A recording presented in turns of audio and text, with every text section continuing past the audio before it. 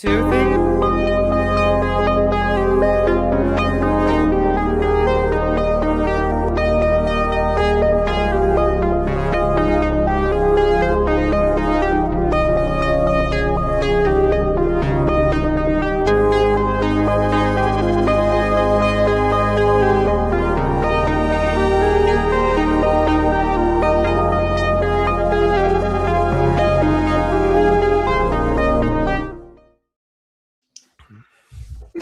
Hello. I thought we were on this whole time because I came No, in we late. weren't on. We're just. Do you think I would be smoking if we were on? That's funny. We've been chatting for 10 minutes and Juna thought we were already live. That's awesome. Let's get to the questions, but we weren't even on yet. That's funny. Oh. Welcome back to the PUD Council. Where's everybody from? Yeah, let us know where you're from. We were just all chatting about going to Austin in a couple of weeks, except me. Yeah, May's stuck in bureaucracy. Yeah, having fun with passports. May staying local. Maybe I'll join you guys next year. I think we should really do like a Print on Demand like improv summit and just like get together in Bansko. That could be really cool. So I'm pretty sure we all have European followers. Yeah, I would say so. Hey, that's me. I actually know a few of my subscribers are from Bulgaria as well. So wow, no place like Bulgaria. Sweden, all over the place here. Let's see how many continents we can. Yeah, good idea. Or countries, I guess. Count the continents. So we need North and South America, Europe, Africa, Asia, right? Pacific Islands, maybe. That would be cool. We definitely have Europe and US covered. Europe. Nice. Africa. Oh, yes. Nice. Ooh, that's cool. Norwegian. Nice. The island of Britain is on the chat as well. Hey, that's Alan from my community. Hello, Alan. Hey, nice Alan. UK, Morocco. Nice. That's a good one. 3 continents in the house. Nice. All right. So today we're going to talk a little bit about Q1, kind of Q1 recap. Okay. And we'll talk about maybe our Q2 plans as well, or goals. And then we also had a new product launch on Amazon Merch. So we'll discuss a little bit about who got access, who didn't, what the prices are, etc. Yeah. Put your guesses in the comments. Did Juna get access or not? And which ones do I have access to now? And I'm still waiting for. I feel like it's always the thing. It's like, oh, there is a new product, and then Juna, really? I don't have access to that. Hitting on hats, by the way. You don't have hats? No. No. But you do have mugs. And I have mugs. Do you have tumblers? I have tumblers. Yeah. Nice. I don't have the polos though. I don't have the polos and the whatever comes with the polos. The long sleeve or the quarter sleeve, 3/4, whatever they call that. Performance zipper, stuff like Performance, that. Yeah. When they launched when they launched the sun visors, I thought there were sunglasses, like sports sunglasses. I thought that was what it was. So then when I went into my dashboard and looked at the crate page, it's like these old like people's like golf caps. It doesn't have a top. It's just the front with the visor. Yeah, and then a thin strip in the back, kind of thing. I think I used that like once when I was a kid, but it was a really long time ago since I saw one of those. Yeah. I had no idea people were like still actively like using them. I don't know. Amazon's bringing it back, I guess. I don't know if it's a style thing or I haven't seen people use them, but maybe with enough sales on Amazon, it's coming back. Yeah, could be. Summer. It's spring and summer, so there it is. Yep. This is the new a lot product. of people wear that here. Oh, they do? Yeah. Okay, maybe that's it then. Maybe they. I think like it's I don't know.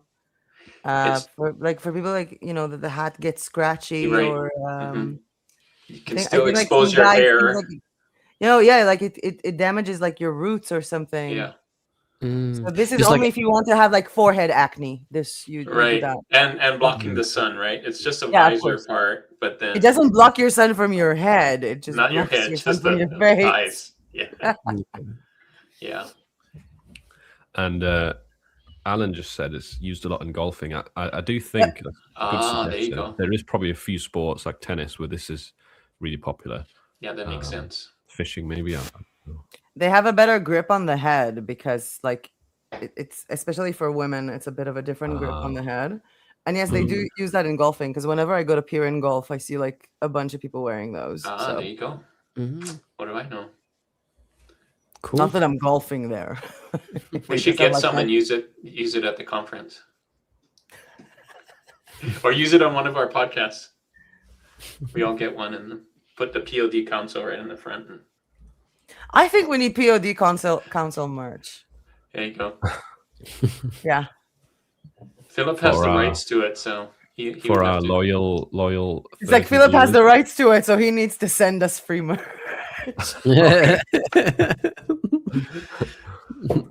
I nominate Philip. No. Oh, North Africa. Yes. One Well, of we these already days, had- I'm going to find my hat and join you guys with a hat on the show. Well, see, if we get one of these, then you could still have your hair in the, and it would work with your hair too, Andres. Hell yeah. By the way, this is a small tangent. I just got to say this because I'm so excited about this. So when I'm going to the US next month, I need to get like these micro SD for my like I bought a new camera from the recommendation of Philip, Nice. and DJI? I need to get. Which one did you get? I got the DJI Pocket Osmo 3. Oh, nice. I got the 2 one. I like that. I like it very Yeah. much. So I got that one, and I also got some lights. But apart from that, I need some more gadgets More for my gadgets. SD cards. Yeah, I love gadgets. But then my girlfriend got a 3D printer. Oh, nice. That one, exactly that one. You guys bringing that? Nice. Yep. I gotta get one. Oh, yes. But That's really cool. using 3D printers has completely like tickled my brain. So I've done these small little Whoa. SD card holders with Nice. from 3D printing, Wow. and it's Mate. so Wait. good. Let me pin you so we can Yeah. actually see it. How Let's does see that it. We work? gotta zoom Can you in. send a photo of that in our chat? Because I got a 3D printer downstairs and I can ask the guy to make some of those as well. It's how do absolutely you- insane there because you I really wanted to bring like some small SD cards just in Wow. case if you need. And this will Wow. work for them. And they're so small. They're so small. It's so small. And I this just whole used mine in the Love that. DJI box. So yeah, but it's insanely good because I don't really have a good. If you want several ones, like I have 2. Mhm. Plus, if you want some adapters, but it's so insane that you can print with 3D some small gadgets that hold your SD card holder too. Now I am Wow. blown away by 3D printing. We're living in the future. I think Exactly. 3D print. I think discovering 3D printing at this point to do this is like you're living in the past. Yeah, I know, Like, but this is still old exciting. technology by now. I think it will be like it will be more like new technology if there was like an AI where you're like, this is my SD card. Design me something for it, and Oh, then that's it future. just designs it. And yeah, I don't think That would that's be so far in the future. I'm pretty sure like one of my neighbors is working on it downstairs. Wow. They converted half of the co-working space into like a 3D printing area. Holy cow. Yeah. Damn. Cool. Someone got like massive 3D printing machines. Kind of look like a mini fridge Wow. or something. At first, when it arrived, I was like, "What is this? Like mini? Yeah, like a. It's I have really not- big for 3D I've printing." not dabbled into 3D printing yet. That would be fun. I would love to print like these things, like these Funko Pop kind of things. That would be fun. Ah. I Yeah. think the first thing I'm gonna do is like a chess piece, like a chess set. That would be fun. Yeah. Make your own. There's so much you can do. It's awesome. It's literally so awesome to do it. Very cool. Or Are maybe we gonna Amazon. do chatting, or are we gonna do like comment, like answering people today? We don't Mhm. have like a Mhm. plan. Well, We do we were have a going to plan. talk You suggested it. Q1. Yeah. Q1, Q2. Q1. Q2. Okay. And we'll just close off the sports visor discussion, I think, with who actually has access to it. So, Andreas, do you have access to them? I got access to them. Yeah. Of course you did. The one person that doesn't upload.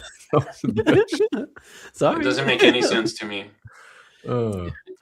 One day I'm gonna open a Merch by Amazon account just to see if products open up to me faster than they do to Juna. I think they like really don't like your account. They're like, don't we're need to gonna give you open things your account. last. Yeah. But I gotta say, like, I have like 80% of my designs uploaded, and like 40% of my designs are sold. But I'm still, and I have That's pretty over good. 20. Yeah, but I also have over 20,000 sales. I have 22,644 sales, Okay. and I'm still in tier 4,000. Oh, that makes no sense. Yeah, exactly. So that's one. You win thing some, that... you lose some. You win. Exactly. I really want to honestly add more to Amazon merch because I can really see the trajectory is insane. Yeah. But I'm kind of hold up by that one. So you got that one on me. Yeah, I do. Yeah. So I'm guessing, Juno, you didn't get access, and I didn't get access either. So no not hats, big no mystery. hats, no visors, no whatever is in that whole group of things. Yeah. But Philip, Sadly you not. do have you have access to hats, right? No, just mugs, water bottles. Oh, I thought you had access to hats. Yeah, I thought so comfort too. colours. No. You just are designing for hats in the event that it will happen, right? Didn't you say you were designing That for was hats? my plan. Yeah, I still haven't done that. Oh, Yeah. it's good to have plans.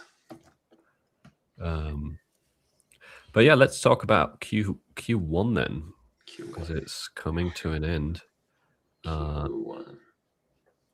How's it been going for everyone? Let's make the rounds. May, how's your Q1 been? Well, I just recovered from my third time having COVID in 2026. Oh, that's not Third. a good one. Yeah. That's a fantastic Q1.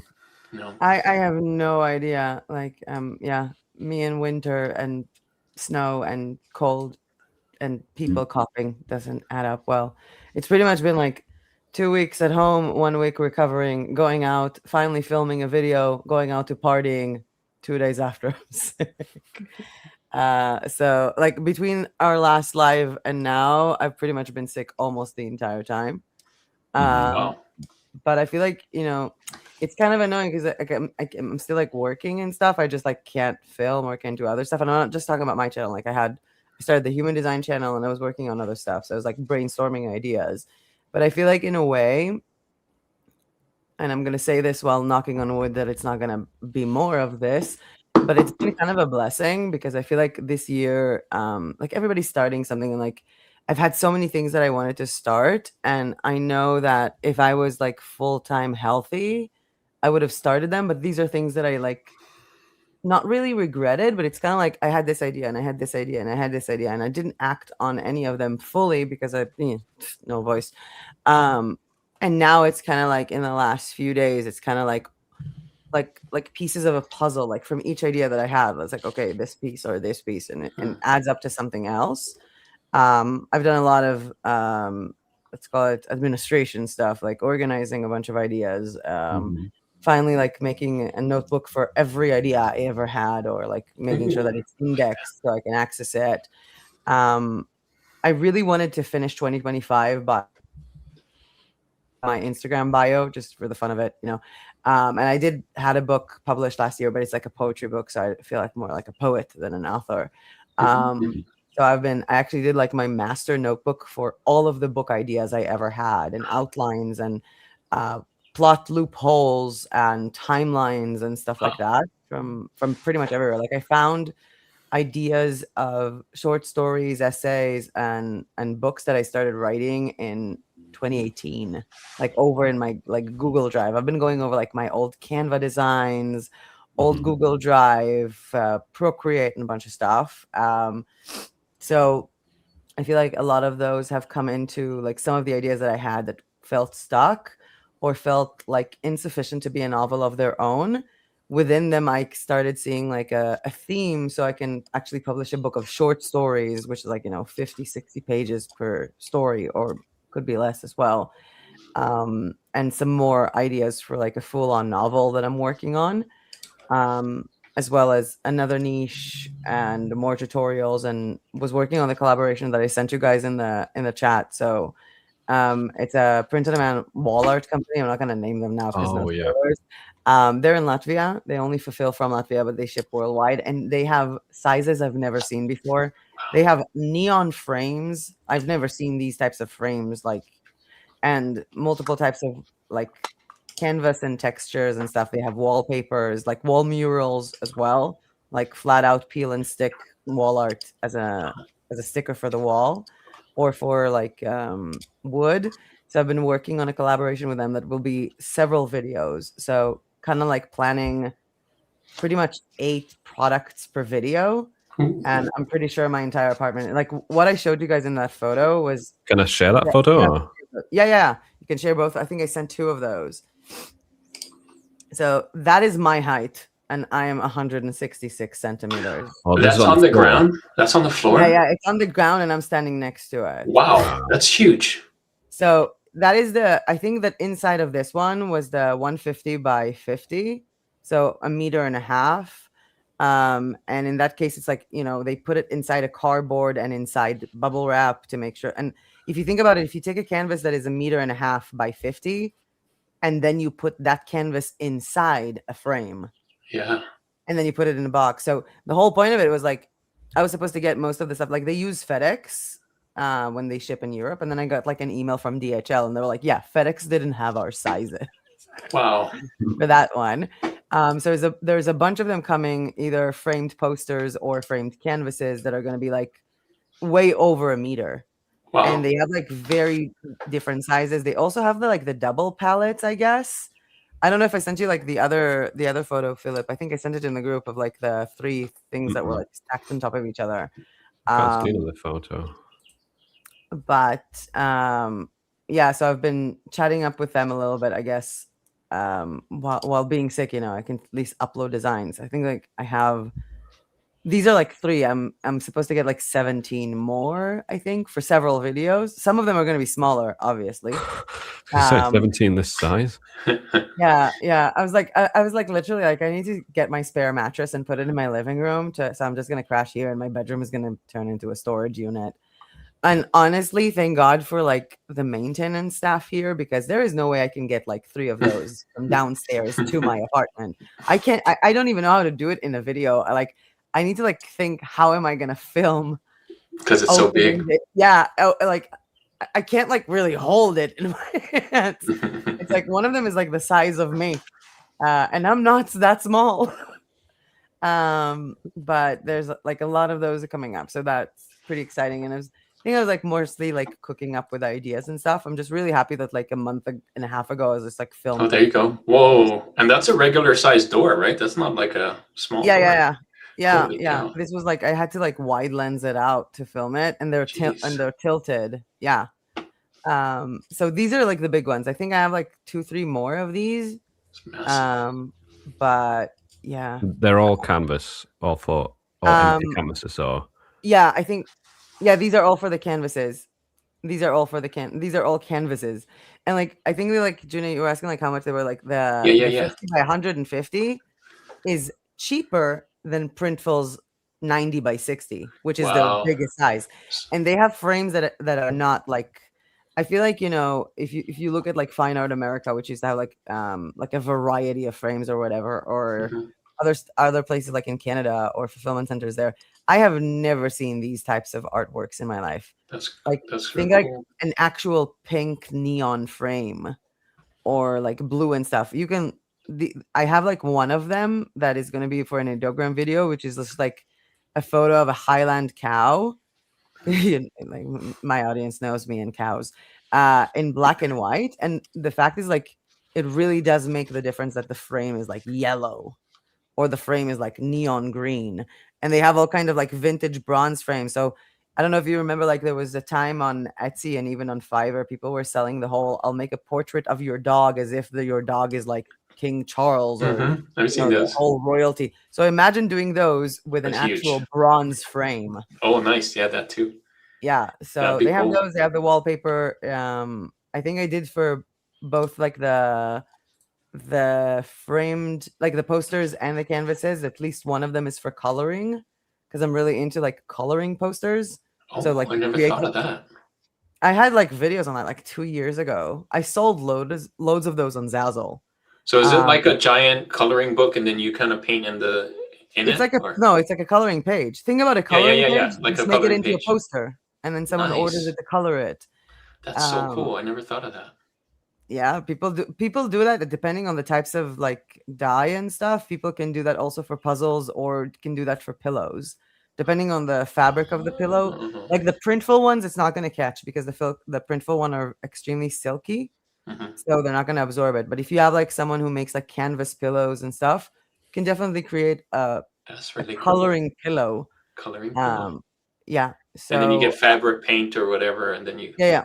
So with these ones, I actually spoke did the canvases. Like I was like, I want to do something for coloring. So also for the canvases, because they have cotton stretch, they have gallery cotton, they have gallery polyester, stretch polyester, and also for the like if you're doing any kind of posters.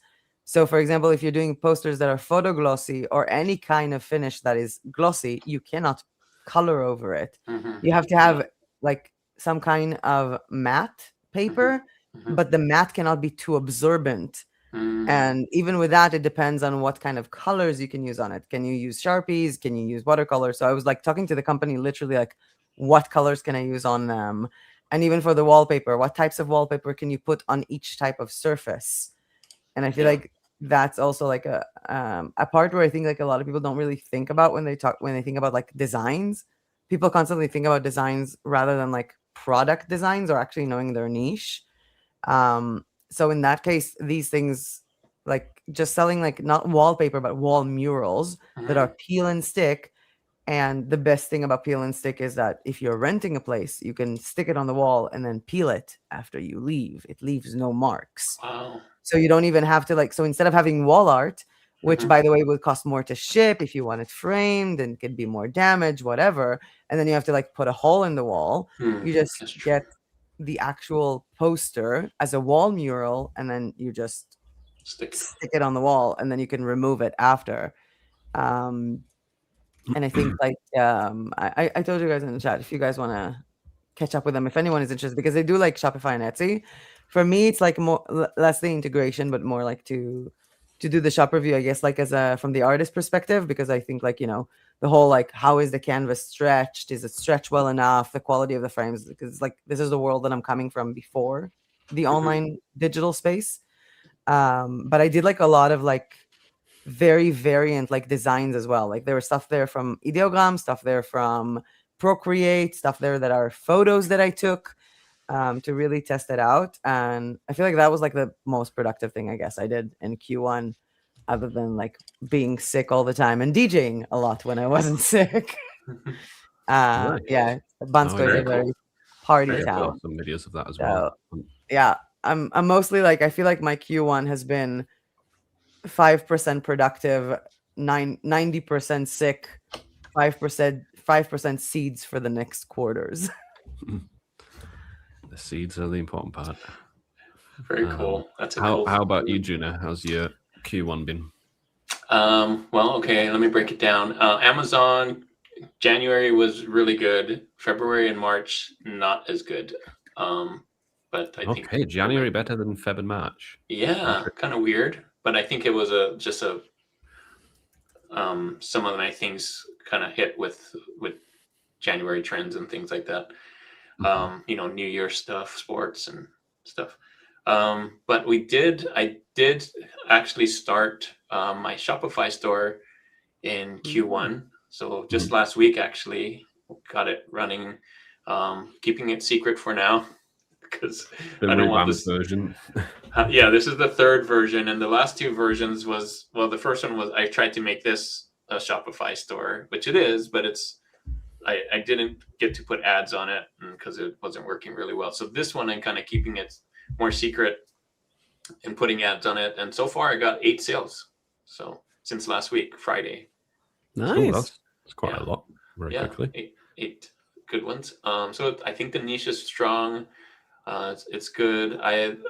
these are not found anywhere on any of my other sites. So you won't find these on Amazon or Shop or any of the other ones, Etsy. So yeah, so that's been exciting. And also this in 3 weeks ago, so still in Q1, Jay and I have a new community called the Shirt Heads. So we have a school community called the Shirt Heads, and so it's been fun. Nice. Yeah. How many members have you got by now? We almost got 100. We just under 100, and it's super simple. Like, we're not charging a lot for this one, just a little bit, so that, you know, to keep everybody in there, not to have just free for everybody. But yeah, all we're doing really is on Tuesday we have a Ask Me Anything, a live call, and on Thursday we redesigned one of the designs from our community. So someone from our community suggests a design, and both Jay and I go on to Kittl and we redesign it the way that we would do it, and then we give all those designs to the person that submitted it, and they can try it out and sell it if they want. So it's a win-win, because we get to try out our skills, people get to see how to design, and then they also get a free multiple free designs that they can use to sell on their shop. So it's been fun. There's also lots of other posts on there, lots of helpful. It's mainly about design though, so it's not everything POD. It's mainly about creating good designs and focusing on that. So yeah, it's been fun. Awesome. That's cool. Yeah, lots happening in this Q1 for sure. It's interesting to see everyone moving to school. Yeah, it's fun. Yeah, I was kind of jealous to all you guys. Yeah, because now Jay has a community hosted somewhere else, right? And now he does a school one. Yeah, but yeah, that's awesome. I think that sounds like a good combo, because you're both really like t-shirt design focused and professionals. Yeah, and we didn't want to do exactly the same as everybody else, because we don't want to compete with you guys. Not that it's a competition, but we wanted to do something different, and we were doing this anyway. So we thought, why not make a school out of it? Nice. That's awesome. Awesome. How about you, Andreas? How's your Q1 been? My January is usually always slow, but then my February's been better, and my March is even better than that. This is on Amazon, so I'm happy with that. And then Etsy is it's a bit slower for the time being, but I'm also like doing it differently. Because my girlfriend has recently quit her job, so she kind of takes the reins of that now and is kind of steering that ship with my guidance. And but yeah, apart from that, all that stuff, I've been really deep into getting good at YouTube, and then really deep into software. So essentially, I've created my dream app, which is almost entirely finished, and it's one of the biggest endeavors that I've kind of done, because it just adds on top of everything, because to make apps is really hard. But I've essentially made, 3, 6, 9, 12, 13 apps, and they all kind of talk to each other in the same suite. And I'm honestly really proud of it, because you can basically create designs, you can edit AI designs, and then you can program my own background remover. 2 of them, one that takes away really complex, like one's using halftone, using diffusion, and the other one that I'm blanking on, and then just a regular background remover, but an easy one with an upscaler. And then you can basically take that, push it to an SEO generator that creates SEO. Exactly, it's how I think about them, SEO, in an Etsy way. And then you can trademark check it right there. If there's any trademarks, you can just swap that out right out the gate. Then you can push it to mockups and create all the mockups that you want. And then you can push that to Printify and then to Etsy, all in one go. So it's my dream app. It's the thing that I've always wanted. Plus, it also automates the really hard task with this that I spent 3 months doing with an accountant, and it solves the accountant part things with it too. So no, I'm not using OpenClaw, mainly because of the security risks. A good friend of ours called Jose Quiles, he uses it a lot, but I've been the security risks with OpenClaw, because it basically needs to run at basically needs to control your computer in order to function. I don't use that at all. And I also want to say I don't know anything about coding, so I'm really happy to be able to take all the things that I have in my head on how to do this and make it super simple with just a click of a button to just get all the things that you want. And yeah, it's only available for my community though. I'm not going to release it to everyone, so it's just a part if you are in the community, because then you know how I think and you kind of, yeah, it's just an exclusive suite of apps that I'm insanely proud of and that I'm using myself daily. But it's only available for my own community. But yeah, that sounds cool. Sounds difficult. It's really difficult, especially like the designing part, because that I really wanted to get everything in there. So you can basically take AI designs, you can do everything that you kind of imagined that you wanted to. So usually when you make AI designs, something gets off, and you can usually just tweak that, is what I call it in my app. You can do that easily. But then also, like, one thing that really grinds my gears, for anyone who's seen Family Guy, but one thing that really grinded my gears is background removers. I don't think anyone has like any big app has a good background remover, whether it's Canva or Kittle or anything. So I made my own. I'm really happy about that. It doesn't use the AI. I just programmed it to how I want it to. Plus, it also works with like bootleg designs as well. It has a more complex background remover as well, and you can do this in bulk. Yeah, it has literally everything that I've ever wanted. So I'm insanely happy about that one. But it's insanely difficult to. Yeah, I started making these apps in August of last year, so it's taken. I'm still not done with them, but most of them are done. Nice. It takes basically like, so the thing is that like I don't know anything about code. I just know how to copy and paste. I'm the best copy and paster in the world. And so, but the thing is that you have to get really clear on what it is that you want and how things actually work.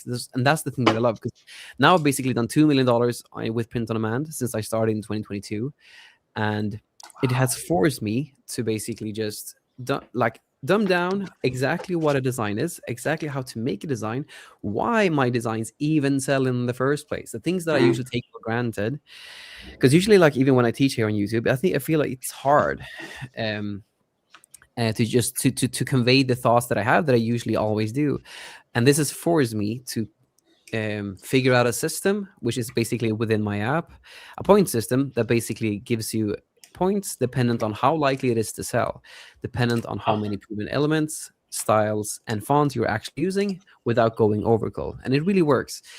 But it basically, the hard part is not the doing of the app when it comes to software. The hard part is that you have to really go to first principles, essentially, with every single part, whether it's SEO, if you're doing a SEO generator like I do, that actually works for everyone, whether it's design, whether it's making mockups.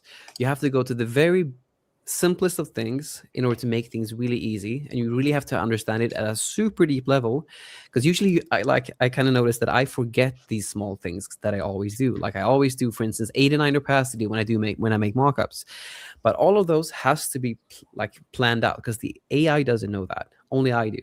So I have to be like the guy who just points in directions to fix everything. But so it takes, this one I've done since all the apps have started in August. I'm still not done, but I'm thinking like maybe a couple months. Like, most of them are, like, all of them are functioning, but the way that I want it to be, in like the smoothest ways, because there's still three ones missing that I've already made that I just need the Etsy API for. Once I have that, because I already got the other API key. Once I have that, it's all set. But yeah, it's insanely exciting. It's something that I've always wanted to do, because this would probably have cost me $50,000 to $100,000 in 2024 if I did it back then. So yeah, I'm insanely excited. I need to try it still. I know you sent me access to it, but it does sound really good. I'll give it a try for sure. Do it if you want to. Like, it's a massive project, and I think you'll be surprised, because you can do literally you and everyone thinks differently, but like everything that you kind of want to do with an AI designer is in the AI designer. The only thing that I haven't really done, because the one thing that I've always wanted to do, that I might do, I'm not sure if I can, but one thing that I've always wanted to do is just to generate an AI design and then click it and change it. So I might do that later on, because that includes basically automatic vectorizing when you get when you actually get an image. But that requires a really deep architecture, so I might do that later on. But apart from that, to basically just click an AI design, change the text as you go, I think that sounds insanely exciting. You just generate something and then you can just click something and change it. You can technically do that, but you have to write it to tweak it. But wow. You mean edit it? Like it changes into like a font and then you just type. Exactly. Think of it like you can just take, like if you do like a silly goose design with text underneath, you can just take that silly goose and drag it however you want to. And then you can take the text and drag that separately if you want to. And then if you want to take away the background, I programmed it so it always has a really green background that you can just use my background remover to take off. Very cool. But so it's like layers. It generates it like all layers. into its own layers, and you can then individually edit those. You don't have to regenerate the whole thing. No. Currently, you have to regenerate it with using tweaking. But the tweaking part, you only just say really simply what you want to change, and it understands it for you.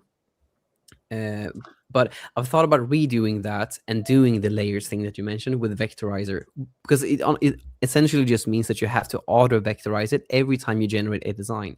Because there's no other way that you can basically just go as deep as I would want to like take a font like Una described and just change the wording with you typing. Yeah. And so it requires much more like deeper architecture if you want to do that. So I haven't done that. Currently, you have to tweak it, is what I call it. You just press tweak. It's still really simple, but you still have to make a new design. You just press generate after you tweak it, and then you basically cool. get a new design. So I just did a video with Canva's new magic layers, and it's pretty cool. You can drag in an AI design into it and hit magic layers, and it changes everything to layers. But not only that, but it changes the text to a font off their list, because they have tons of fonts. And so the text is now editable. So when it changes it to it, you can click on the text now after you've done the magic layers, and you can edit the text to whatever you want using their font.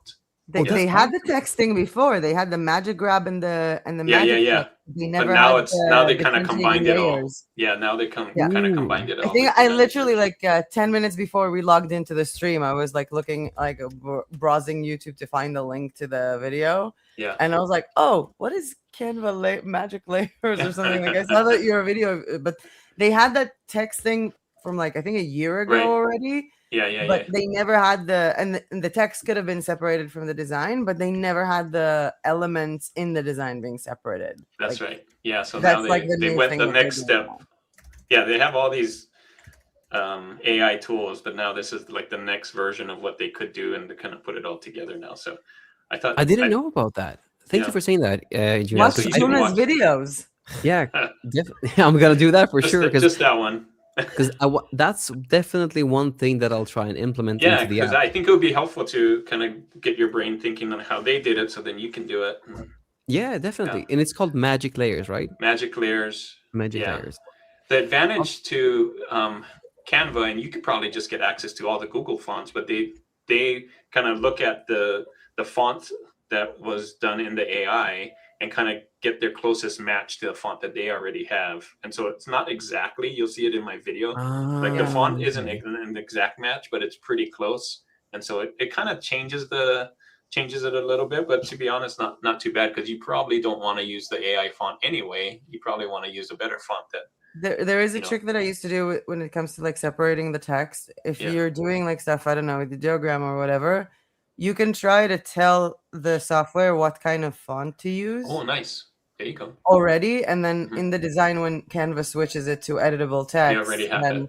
It's already close to that. Or you can tell them like make it like a sans, like make it a serif font, or make it serif or slab just serif. define what kind of font you want. Yeah. And as long as it's not too like flowing or gradient, because then Canva messes it up. Like it has to be kind of straight for that to be working. But I think like with the biggest thing that I found that was the biggest problem was like when you had like the the magic grab for the text, maybe it left some like dirt behind or like Yeah, stuff. sometimes. So now that if it's all like on separate layers, then you can just remove that layer if You it's can. like, Yeah. yeah. So And that what would be was nice to test it on. I what haven't. was kind of cool was the AI one in my video was curved. It was arced like that, and Canva did it because that's one of the things that Canva can do. It can like. But I don't know if they your can still like thing, and so do like it actually did that. they can curve, but they can't do stretch. Yeah, They they can't can't do do like waves or straight here shit. and then. Yeah. Yeah, they can't do the curve on the bottom and straight at the top kind of thing yet. I kind of feel like they should. every single time I dive into a new AI tool and I go through like a period of like 2 weeks where I'm like, let me just use my Procreate and screw everything else. I'm just gonna do it myself. I'm gonna illustrate it myself. Yeah. True. One thing, just to piggyback off a question that I think I missed, because I know that it popped up, but Epic One had you asked, what are you using to create the app? I missed to answer that. I'm sorry about that. But I basically started using ChatGPT until ChatGPT became really bad in like February, and now I'm basically only using Claude. I was just gonna say like all the developers I know are using Claude now. Yeah, but ChatGPT was really good in August up till February. But like one thing that they did, like one thing that people don't understand with vibe coding is that it's so simple. Like you don't need to use the, what is it, like the CLI. All you need to do is just ask for the files, and then it'll give you the files, and you just put that in another folder. Like you don't like, because it's really hard to understand code. You don't need to understand like any of it. All you do is just ask ChatGPT. Now ChatGPT doesn't give you that; it just gives you, it truncates you, because it can't give you like a 2,000 line file. It could do that before February. Claude can do that now until they will stop it. So it's just a window that I think that where this will be possible. But Cool. Yeah, I'm just using Claude at the have moment. a very solid logic behind it. Like that's the one thing that AI cannot really do for you. I feel like, they were saying like I've seen a lot of people like, oh, I'm gonna build an app with AI, and then like, why did it go wrong? And I was like, because your logic was wrong that you need to input into this. But I did have some friends of mine recently like started doing apps like from zero experience, and all of them said use Claude for the code, and if you want to understand the code, put the piece of code in ChatGPT and have him explain it to you. So Okay. that's kind of like how they use both of them. Like the logic they do by themselves, then Claude for the code, and ChatGPT if they have a question on the code, to not like interfere with the Claude flow. It's kind of like explain to me like I'm a 5-year-old, what does this code do? But I do think Because they would learn coding in the process. Yeah, but I don't think you really need to learn coding.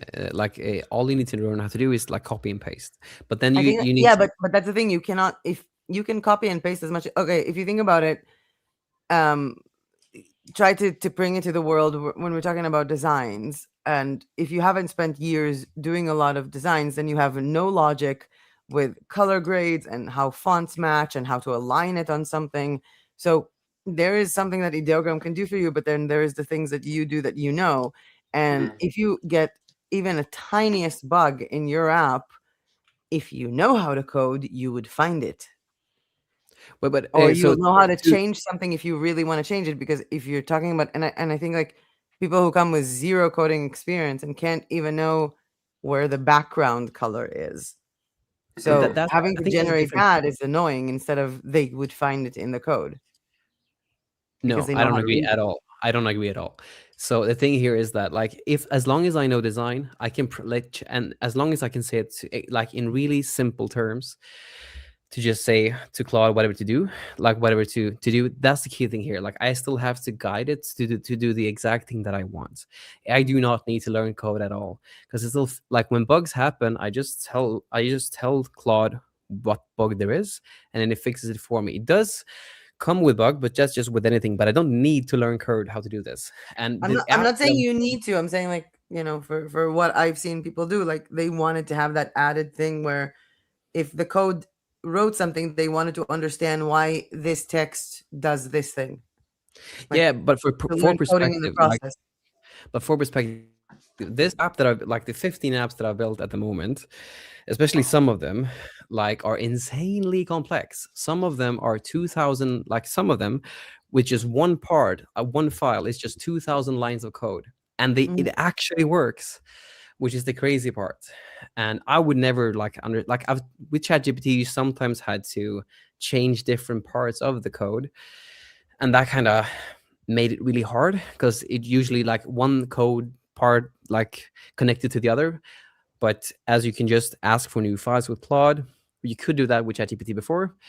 That's just the thing that fixes it. The hard part is understanding what to actually make, how it should work, like the actual like thinking behind an app, not the execution of the app. That's two different things. Yeah, And the proof of that is in the suite that I built. Because honestly, the cool thing is that you can just put in a design, and then it creates SEO exactly how I want it to. It checks trademarks exactly how I would check for trademarks. It teaches you how it actually works, and then you can just change them as you want to automatically using an API. So, and none of this is my code. I just teach it how I think. That's the hard part, not the execution of the code in my head. But that comes from now the experience that I've got since August of last year of making all of these really complex apps. But yeah, congrats. thank you. Well done for pulling it off. Yeah. The coolest thing is that they talk to each other. So like if you do like editing listings on Etsy, you'll be able to generate SEO. Like you just with a click of a button, you can just fix all the descriptions in one go, for instance, and just push that to Etsy. And it's I'm flabbergasted of the things that you can do, because I can all of these individual apps that are super technical, they can all talk to each other, they can all help each other. Like you can make mockups for the designs that you already made, and you would just a click of a button. It's absolutely insane. Nice. All right, I'll do a quick recap and then we'll start getting into questions. How was your Q1, Philip? Right, Philip, Yes. your turn. How was your Q1? My Q1's been doing good. The March so far is not looking as good as February, but that's fine. Slight dip, but generally I'm very happy with it. Sales are up from last year. Nice. That's always good. And I've been focusing a lot on uploading new designs, trying to kind of automate my ads more, because I'm very lazy with ads, and I've been talking a lot with Mark Shaggy, who's got like an ads automation tool. So I'm trying to understand that and get used to it.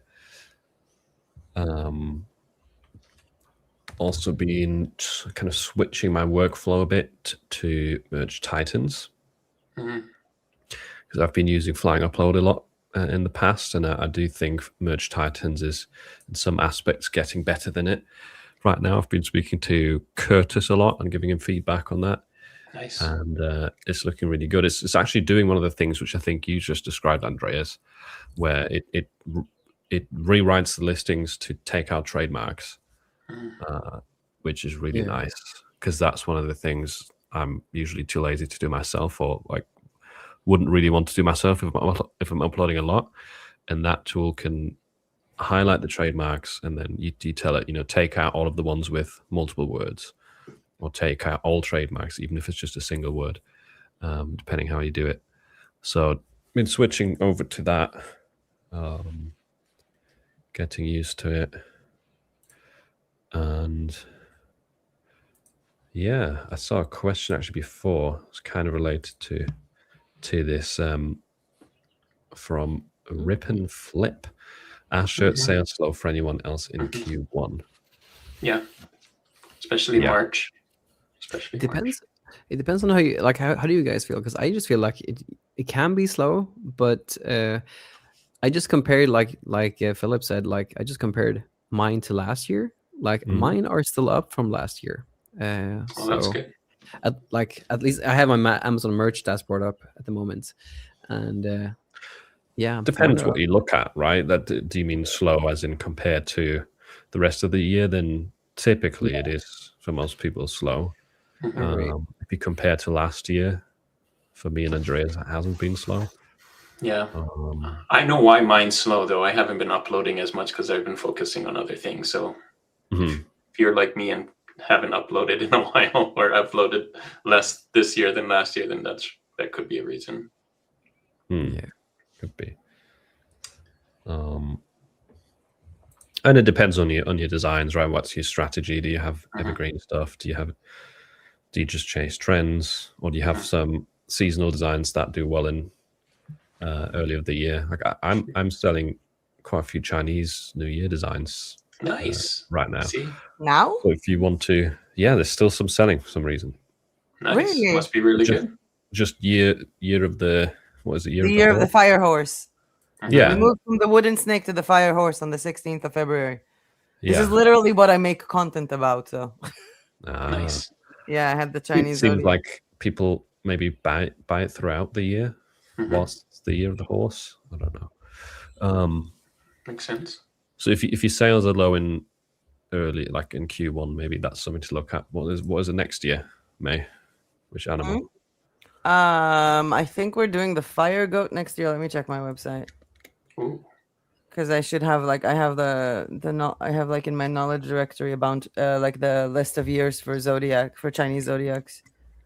Year of the goat. I think it's gonna be the fire goat, because it matters which one it's what. I was thinking, like, I saw like these YouTubers or something, like, I was trying to calculate when was the last time we had a fire horse, and I'm like, 60 years. There are 5 elements, 12 zodiacs. They run on the same cycle. So when was the last of any of those years? 60 years ago. But yeah, the fire goat starts on February 6, 2027. But also 2027 is considered to be like a different year. Because like the 2025 was karmic year 9, which is the end of a cycle, but it ended up being a wooden snake. So it was rough for a lot of people. And then 2026 is considered a karmic year 1. 2 + 2 + 6 = 10. Then 1 + 10 = 1, numerology.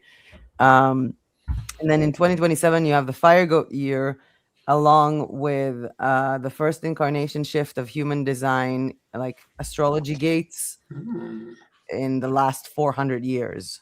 Whoa. Like in the last 400 years, there have been the same 4 attributes, stars, whatever, affecting humanity, and they're switching in 2027.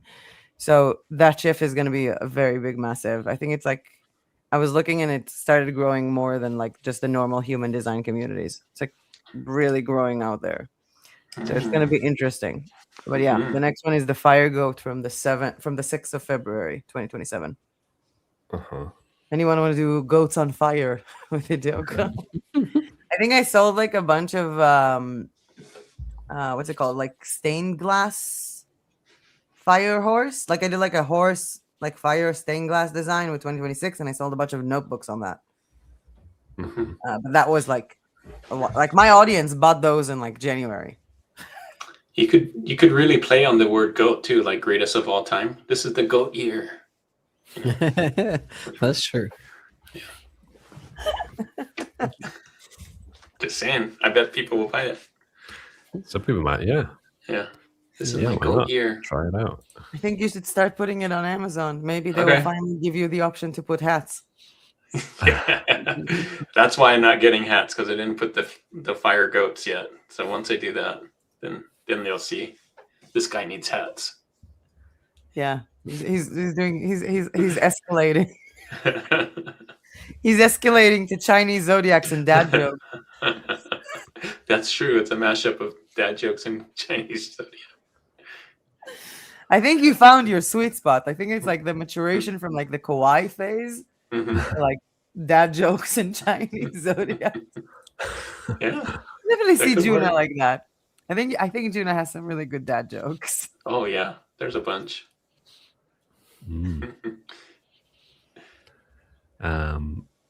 Next up, someone asked, Akram Karui 8839 asked, do you think counting on POD at these times is a good idea for long career? Ooh, I would say never at any time, because never put all your eggs in one basket.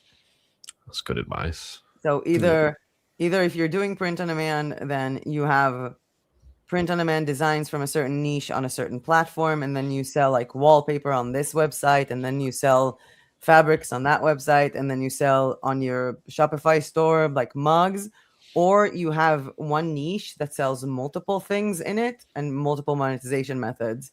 So like, for example, you have like a YouTube channel that is monetized and a Substack account that you can have like memberships and stuff like that. Plus you sell print on demand, plus you sell printables or digital items or memberships. that's how I would do it. I don't think that I've ever done just print on demand, because print on demand for me was always a way to monetize a niche versus to go ahead and do just that. It was like, I have something that I want to talk about, I have something I want to share, and it was always a combination. And right now, like with the human design stuff, that even I haven't like really done anything on the YouTube channel, and I just have like the Substack publications. So I have like a book on Amazon KDP. I have digital files that I'm selling with PayHip. I have print on demand merch that I'm selling with Fourth Wall, all under this one niche. So that's my recommendation. And I have like my other print on demand things are completely unrelated. Like I have pattern and surface design on Spoonflower, and I still have some like of the t-shirt fun over on TeePublic whenever I get bored and I just want to make some mess of something. But I think I still sell on Displate and on Imprint for some reason. It's like sometimes it pops up, but I feel like it's whatever you guys do. Like I'm not even talking about like, okay, Etsy can ban you, Amazon can suspend you, Redbubble can kick you out, Shopify, well, your print provider can stop working. There can be strikes in the post office in the country that you're mostly shipping to. So many things that are out of your control that can go wrong. So if you're starting print on demand and it's working well and you want to commit to it, and it's like also making you good money, awesome. Minimize the heck out of your life so that this money is going to be money for later. It's not going to be money used now. Whenever we're talking about passive incomes, things are going on in waves, things are going on in seasons. I have seen plenty of people who start, for example, doing stuff around end of August, and end of August, September, October is pretty much the best time to start, like, for example, on Instagram and stuff like that, versus if you start Q2, Q3, like more in between Q1 and Q2 and Q3, like the Q2 mostly, because people are on vacation. They're not really on Instagram that much. And then all the hype of like the summer purchase, the end of summer purchases, or Halloween, and then New Year's Eve and Christmas, and they're like, oh my God, this is working so well. And then comes February, you're completely tanked. So unless you're doing it for years and years, I wouldn't count on it. I would foster it only if you actually like doing it and under a niche that you can never get bored of talking about, and doing it with other things, either multiple shops on multiple platforms or multiple ways to monetize the same niche, with print on demand being one of them. That's my take. I think June has some really good perspective on this, because you've done this since 2005, if I remember correctly, right? That's right. Yeah. What's your take on this? OG.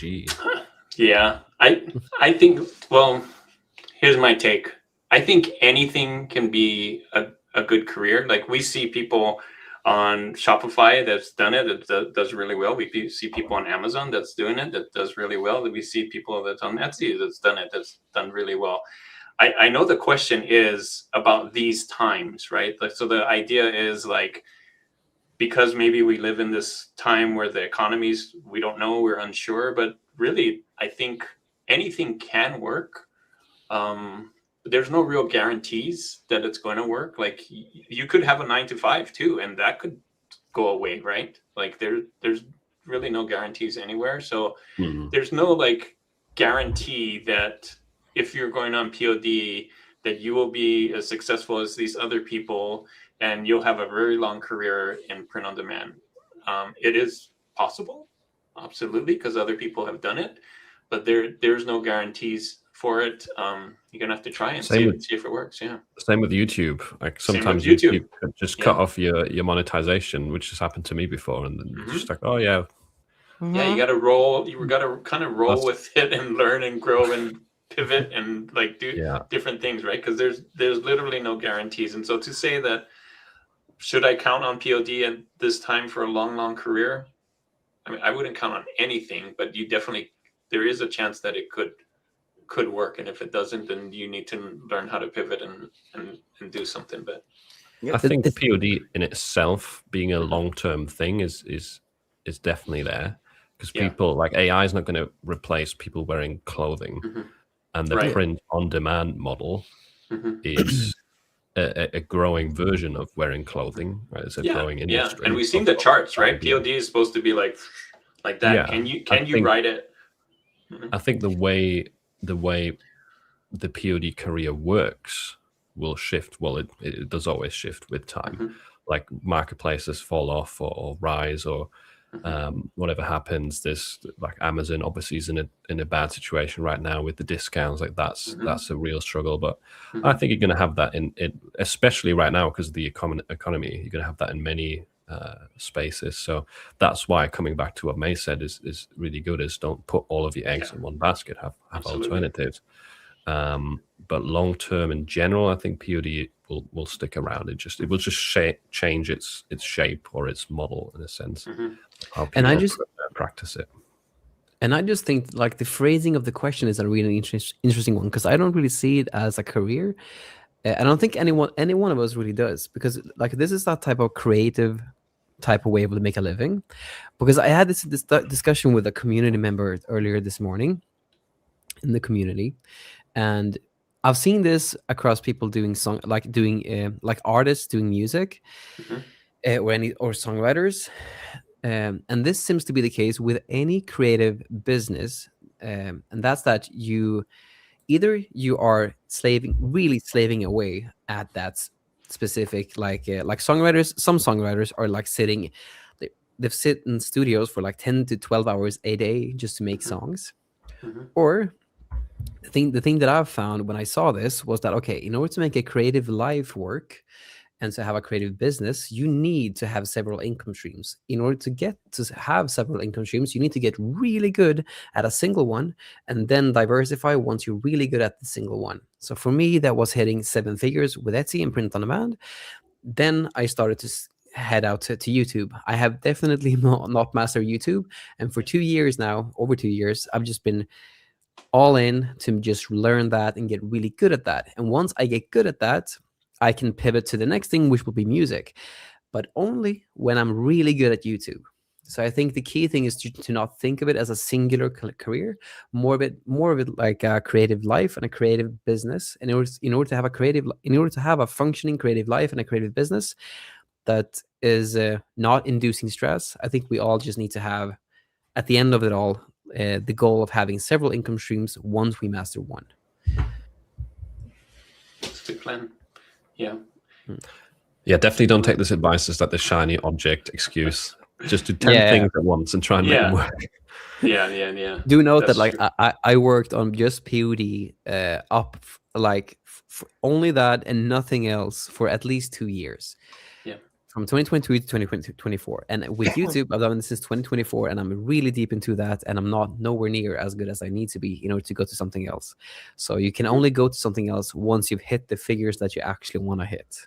Otherwise, you still need to just focus on one thing. That's cool.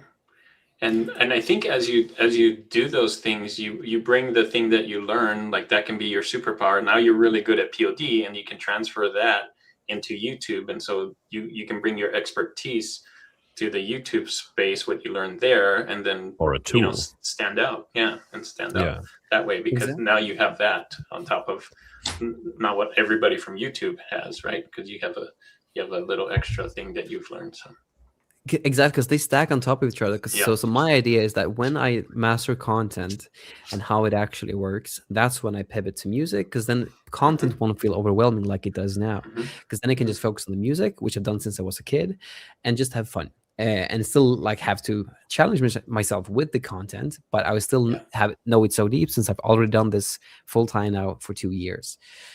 So that's good. They all stack. Yeah. And you want it to be a little bit of a challenge so that you get better at it. If it's just boring and not a challenge at all, then you might not even want to pursue it or do it. Yeah. So it has to be a little bit of a challenge so that you learn and grow and all of that. So exactly, because purpose comes from like growth. If we think of it in Tony Robbins terms, because I really resonate with that. The growing feeling is really. Yeah, the growing feeling is really a fulfilling type of feeling. Yeah, you want to feel fulfilled for sure. Yeah. So it's not just about chasing the thing that will give you the most money or things. So it's kind of a longer answer, but Yeah, the chase is the growth to like evolve as a human being in the different levels. Because at one level, I think when you have mastered it all and you've worked so hard, I think the harder thing is to take a step back and find balance to see where it all fits in your life. Where does work fit? Where does relationships fit? How do I balance it all so it feels correctly in my own bones? Yeah, that's a good point, because I think POD can fit with some people. I don't think it fits with everybody. You have to like try it and see if it works for you. And do you like actually doing these things? Because if you don't, and you're just doing it for the money, then I think you might quit before the actual money part gets going. Maybe the Because you difference really, yeah. it's like the difference between people who I'm starting POD versus, oh, this is a nice method to be creative online. Exactly. Like, Yeah. I know, like, from artist friends of mine who are like, actual like painters, for example. So they would have a painting of theirs that is sold for 1,000 or 2,000 euros, and they would use print on demand to have like 10 canvases like printed from their work that will be priced lower. Yeah. And that was just a way for them to make more money from Yeah. one painting, as well as make their art more accessible to a different type of clientele. They were not starting the day thinking, I really want to make money from print on demand. They're like, Right. no, I Yeah. want to expand something within my, I think like most of them were using Squarespace back then. I think like Squarespace is fairly marketed very well to physical artists. Yeah. So for them, it was like, oh, I can just slap on, add on Printful, Awkward Styles, whatever, and just Right. connect it and add a bit more revenue from the same thing. Yeah, Or because even they like love the creative. Yeah. or even doing like their works on like, pillows or notebooks and stuff like that. But again, there is a big difference between someone like, I really need money, I need to do print on demand, I need it to work, which most likely it's not gonna. Because in that space, I feel like, when you want to do it just for the money, you're gonna need money. Yeah, exactly. You're gonna need money for the ads, you're gonna need money for coaches, you're gonna need money for a bunch of stuff. But if you're doing it from a creative outlet, and again, like if you're really connected with your niche, you can come up with things to put on t-shirts or slogans that ChatGPT can't even think about. And no one can think about. So your connection to it is much deeper. It feels more fulfilling to sell something like this. And at the end of the day, if you're really connected to the niche, print on demand is just one thing you can do, because you can also do a bunch of other things. And I've seen people who started a YouTube channel to talk about their niche in order to sell more print on demand products, and ended up getting monetized and having sponsorships on YouTube, not caring about print on demand. Or people who started, doing stuff on YouTube, it didn't really work, but then they're like, oh, maybe I'll take my information and put it on KDP as a book. So it's just about loving the topic of what you do. And if you have several topics, then again, that's where we come to several stores, I guess. Could work. But just treating it as just, I'm doing print on demand because I want money. I like just print on demand is a career. Print on demand is a method. The career is selling. Like I would describe it as a way to monetize creativity. Like yeah, it's but one like print on option that demand you is a method, because at the end of the day, it's you doing sales of something that you created, because you can also do it in other ways. But you can be a really good graphic designer or whatever, and you're still not going to sell this because you're not good at selling. Print on demand is a method of selling products without having stock. Yeah, I just think that like, the main thing is to just like I think I got this from Ali Abdal. Like he has a really good way of thinking about it. Like, are you doing the? Yeah, I think you have to personally define: are you doing this as a business or as a hobby? Yeah, you don't you don't combine the two. Oh, he was like, talking about this a lot with YouTube. Yeah. Yeah, exactly. Because same, like with a business, your main thing is that you're serving someone else, so you're giving them what they want. For a hobby, you're serving yourself. So if you're making your own creations that you own, like no that like you might make masterpieces that did really look beautiful, but no one might really want it because it doesn't really serve the customer. So I think the key thing is just to like determine, are you doing this as a business? Then you have to serve someone else. If you're doing this as a hobby, you can do whatever you want and just serve yourself, but you can't really expect to make the same kind of sales if you're not doing this as a business and serving other people. And one more thing, I think everybody knows this, but POD is very slow. Typically, POD is very slow at making that money, right? Like you have to learn and still upload and all this stuff. You don't get like the money or the dollars per hour or in the beginning is really, really low if you want to look at it that Depends way. when you Like, start it up. yeah, Again, different, because if you look at a content creator that's been doing Yeah. content for 5 years about Mhm. a niche, Mhm. they're probably going to make loads of money the moment they open a print-on-demand store. maybe. Oh yeah, because they already have that. But Yeah, that's for what I most meant. people, Because if you're looking for at most print-on-demand people, as it I'm doesn't. doing Yeah. this, or I'm Yeah. using print-on-demand as Because they one stacked thing it in on top of the basket. other one. Yeah, definitely. But for most people who don't have a presence or nobody knows who you are and you're starting from zero, it's typically very slow to make your first $100,000 a month. It can take some time. So There's also a related comment here, so I just wanted to address this quickly. Lisa says, I've always loved to create, but my problem is I love to create many different types of designs. So I'm having a hard time niching down. I think I create a lot of different Me types too. of designs Yeah, you don't and have to different niche down. topics. So what May was describing there is a little bit of a different approach to what me, Andreas, and Juna do. We sell on a marketplace, so we sell in all I'm sorts of also on niches, marketplaces. styles. But you focus on specific niches and have your own stores, right? Some of them, yes, but some of them, no. Like on TeePublic, I have 2 stores on TeePublic. One of them is niched, and I'm Yeah. using the dashery for that. The other one is my dump. I've been using it for years, and this is where everything's come to mind. I have like, I think like 15 collections or something, like dogs, cats, puzzle, music, guitar, Yeah, so that's family, whatever. And then I have the opposite Spoonflower approach, right? for like textures and like patterns. So those are completely different. Plus, I have the human design one. So Yeah. I feel like, again, I have like a curated dashery one. I have a Spoonflower. I guess it's not that curated. It's a marketplace, and I have it all over the place. Like my patterns are like really over the place. I have Jewish holidays. I have Slovak like ancient like Slovak carving art. I have a lot of things that look like Wow. crochet. I have Portuguese tiles. So a lot of stuff that go into that world. So that one is a kind of a mish and So mash, but again, it's textures. many And I feel like, different and types. and I do know like one viewer of mine, so she's like all over the place when it comes to like the niches, I guess. But what brings them together is that she illustrates a bunch of stuff by hand, and then she scans them old school, removes the background, and use them for shirts and stuff. And she was always thinking about niching down, and I was like, no, this is your art. So if everything has the same style to it, then the style becomes the niche. Like her designs for coffee lovers or for people who love cats or for skateboarding are all under her specific type of illustrating. So Like that Steve Rhodes guy or whatever it is. Yeah. Oh, that's cool. yeah. I So think the unless thing you have, about like, niching down is that's great if you have like a standalone store that you're driving traffic to yourself and you have emails and you got to find that right customer. But like you're saying, if it's in a marketplace, I don't think you would really need to niche down because you're competing with everybody at that point. And so you could run ads to all kinds of different niches. So I don't know if you need to, if can you want to enjoy build a the brand and the stuff, phase, then maybe. the phase. Like you say, like Hey, my Carla. problem is that I'm creating all these Nice stuff to see and you I'm back. having a hard time niching down. Maybe don't niche down.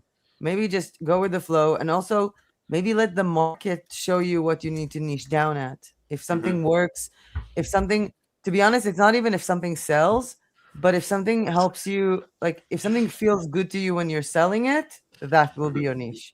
Why are we spicy? I want to know. Yeah, EMLP1WX. We should. I had an idea. We should all get We're like always spicy spicy. chips next time and eat spicy chips while we're. Nice, isn't it? You guys Spicy do that. food I'm gonna challenge. finally get a hat or something. Mm, I really want to know, why are we the spicy council? I mean, I don't Jay's know. not here, and he We're always usually brings up spicy. the extra spice. Spice. Where's Jay today? He couldn't make it. He had something else he needed to do. Abandoned us. Yeah. Yeah. Next time. Disappointing. Maybe he got stuck on the other side of the island, and they don't have cars there, so he can't come They in. did have a power outage last week. Like last Seriously? Thursday. Yeah, like he couldn't have internet. We were supposed to do like a call on Thursday, and he couldn't make it because they turned off all the power there. That's crazy. Jay's slacking, yeah. Jeez. I agree. Slacking it up in his pirate shop in Belize. It's pretty cool. He has videos about it. I've seen. Yeah, I know. pirate I'm shop. following him on YouTube. Yeah. I have been following him such from a the cool start of the island. Belize thing. There's actually a giant anchor. His store is called Lost Anchor, and there's actually like a giant anchor in front of it that was there before, I guess, and so that's why they. It's really funny if like someone would come in and go like, "Excuse me, I found it." It's not lost. Yeah. And that's your job to make dad jokes, not mine. I know, that was a good one. But we should have one of those. Dad joke competition. I'm gonna win that one. I'm gonna win. Yeah. I gotta study up. Maybe that's what's making this spicy, all the dad jokes. Yeah. I think it's your hat. Maybe next time if you bring your visor. Yes. It'll be spicier. Miss Abirico, what is the best advice? Either Mr. Sabrico or Mrs. Abrico. Oh, that's right. It could be Mr. or Mrs. We have some more spices in the comments also. Mr. or Mrs. What is the best advice you can give me? I'm a teacher in Morocco. Our salary is about $800 a month, and I want to achieve 1K a month using this account I have. I'm guessing this account is the Amazon account. Yeah. Maybe using maybe she meant like using the YouTube account. No, I think she meant Amazon. Amazon? You think Amazon? Yeah. Okay. But it gotta be like, I think you went really deep into that before. Like it doesn't, like for any of us, it takes a while to get good at this. Like it's not something you learn like in a day. It doesn't happen super quick. Even like artistic geniuses, like none of us are that, but people that are really good at design, like I've had some YouTube comments where people are really good at design, but they can't really make sales. So that like being really good at design can sometimes be a detriment. So I think it's just to have like some patience with yourself and just try to get good at this one thing at a time per day. I also recommend to join TPT. She's a teacher. Join the Teachers Pay Teachers. Oh, that's nice. It's like if you want to sell printables, educational printables on Etsy, that's great. You would sell to people, but you can sell educational materials to other teachers on TPT. And the teacher niche on Amazon is pretty big too. I don't know if that's what you're selling, but my advice would be, if you already have $800 a month, so you know what's selling for you, I would double down on the things that are working best for you. And the salary of being a teacher is $800. Oh, the salary of being a teacher. I thought she was already making 800. She wants to make 1,000 PRD to not do the teacher, probably. Right? Yeah, exactly. Dang it. So I mean, it's hard to give advice because we don't really know your situation. Yeah. We don't even know if it's Amazon. I would recommend to start with printables to sell based on education of what you're a teacher of. Niche. Because you have loads of people who are spamming Etsy with educational materials for kids, and then it comes up to like, oh, what grade is this? They have no idea because they're not a teacher. So they don't know how to, like, for example, when you talk about, and this is actually pretty good timing for this, if we're talking either on TPT or on Etsy or any place to sell printables, it's a really good time because in 3 months, kids are going to be on vacation and vacation is supposed to be educational. And a teacher would know what a student going from 3rd grade to 4th grade need to learn on their summer break more than anyone else. So I would recommend educational material printables. As for the teacher niche, unless you're going with volume and Amazon merch by Amazon, from what I've seen works, were people who are making Instagram accounts or stuff like that with relatable content for teachers. And in that case, given the fact that it's in Morocco, I don't know the level of exposure that if this is a Mrs. that she's allowed or feeling comfortable doing online, I would recommend using your knowledge from being a teacher and taking that knowledge into selling either language courses, math courses, like a summer course for a child from a specific grade to a specific grade to jump into a grade, and or printables for that. That would be my recommendation. I would be like, yeah, print on demand is cool, but if you already have a profession and what you need right now is more money, take your profession and utilize it the best way. And for me, that would be courses and printables, not print on demand. Sorry. Philip, you were onto something. What would you want to? Yeah, what you got something, Philip? I can't even remember. Oh, I was thinking if you have an Amazon account, Amazon merch account, and if you are in a tier where you've already started uploading designs and selling designs, and you want to grow that to 1K, then the first place I would start is your sales, right? What's already been selling. I think you said that as well, Juna. if you have sales. Yeah, and then look at your own data first, see what hasn't sold, and stop doing that. Delete some of the stuff that hasn't sold and replace it. Focus on research. Focus on good designs, meaning they resonate with the target audience, which is, I think, one of the key points that people miss. And stay consistent. Try improve, keep improving, and you can get there. But yeah, I hope that helps. Yeah, and there's lots of free advice on YouTube too. So I would definitely try and learn. Think of it as like you're a teacher. You need to learn in school, right? Like learn what it takes to do that. There's lots of good advice out there. People are so underutilizing the stuff that they already went through. I feel like majority of this comes from the fact that I was like, from the digital nomad community, I was talking to like a lot of people like, oh, I really want to start traveling, but my business is very physical, or like I can't do that. And I've seen like a digital nomad architect, because what she was really good at was doing the sketches. So she was actually hired by architectural companies to do their sketches from the go, which is online, or doing like space consultation. So you can take everything you have, everything you've learned. I'm not one-on-one completely. Also, by the way, as a teacher, you can also work online as a teacher if you want to replace some of this income. But when you have any kind of profession, anything you're good at, then you can translate it into some of it, 50% of it, 20% of it, to an online business.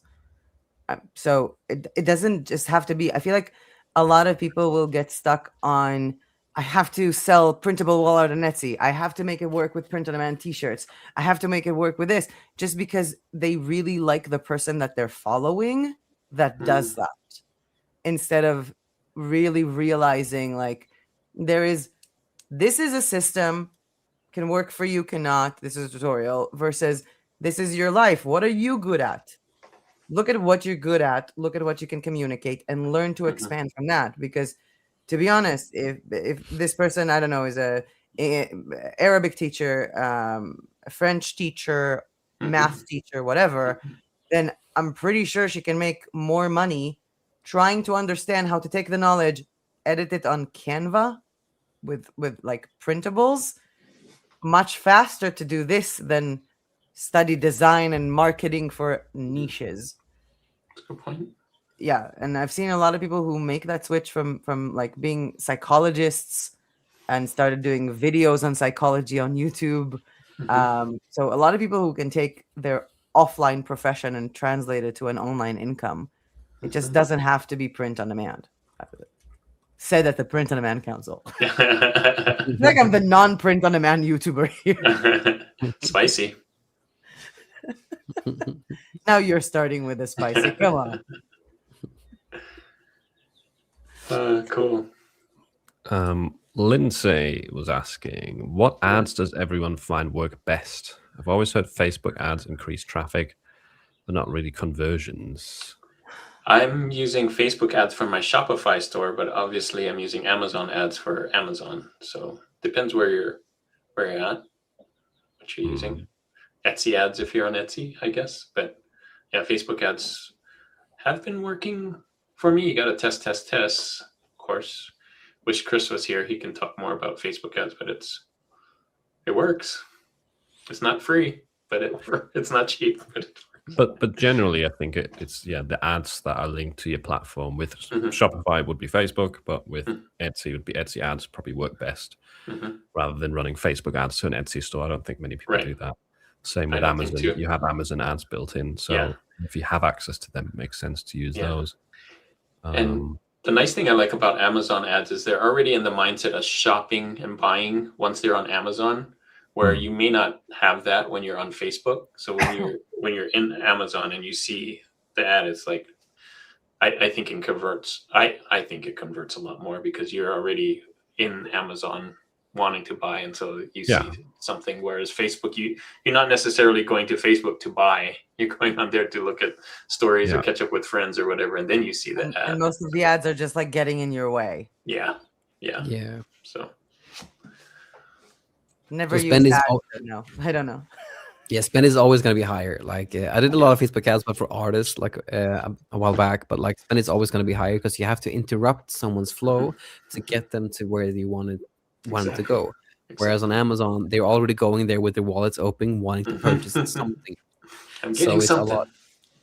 So it's a lot easier to sell on marketplaces because that's literally what they're built for.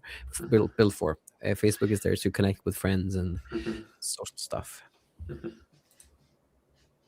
Hope that helps. Somewhat related to that question, is organic marketing still effective for POD? That's a question for May, I think. May has never run ads ever. Oh, there you go. So yes, it does. The only thing I ever ran ads on were blog posts that I was trying to promote because I think it was like 2015 or something that Facebook did this thing for Facebook pages where if you're not promoting something with Facebook ads, then they're literally limiting your organic reach. So I was like putting $1 into every post that I posted on Facebook that refers to a post that will refer to a product. To me, organic marketing has always been the best, and that's where you have to niche down.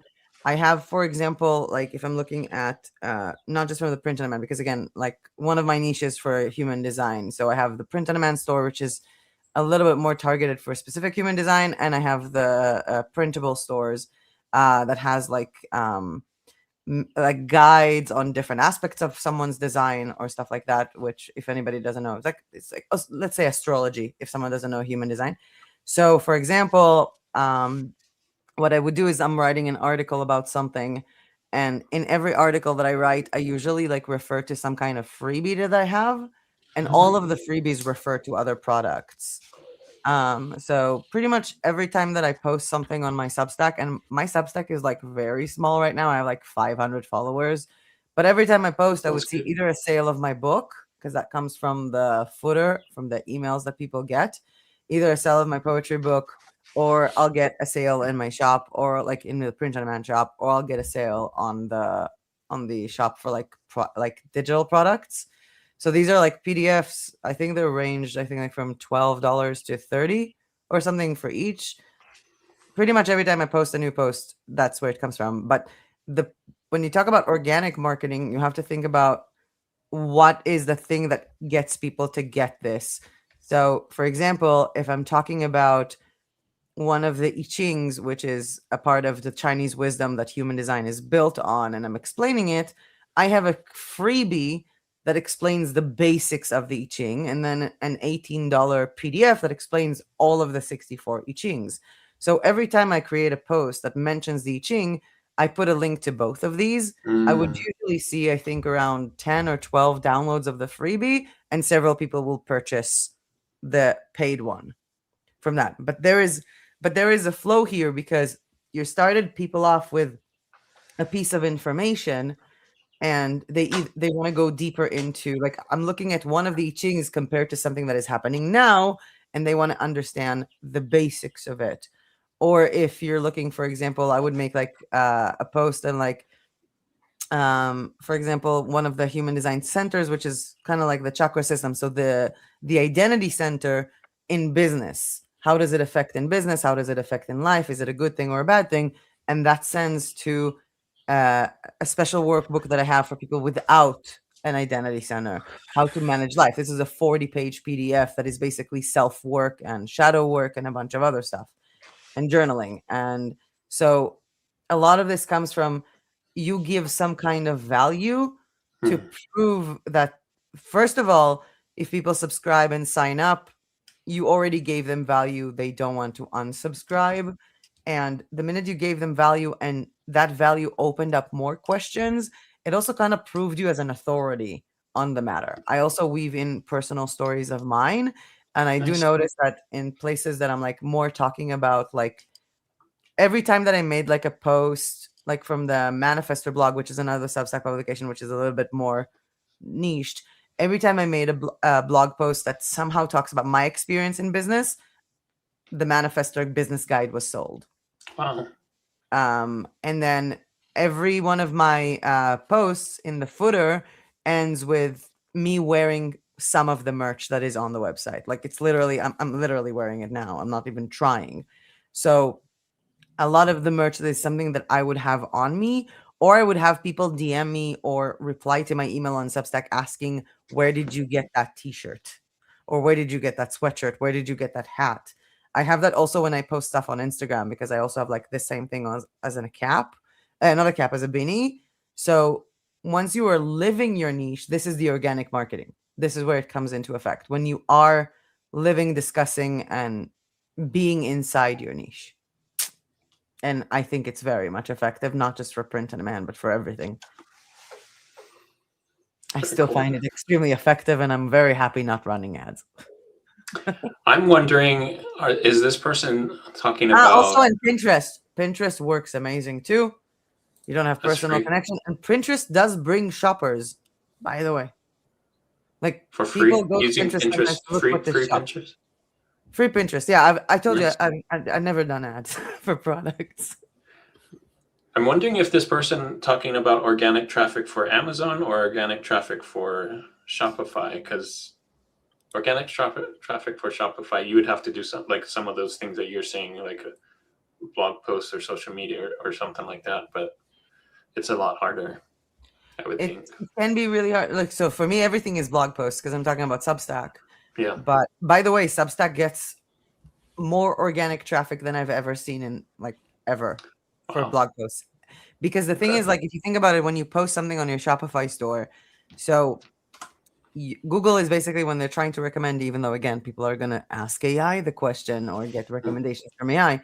But for those who do search on Google or whatever in the normal search, then your website, your domain for your Shopify store has much lower engagement than Substack.com and Medium.com.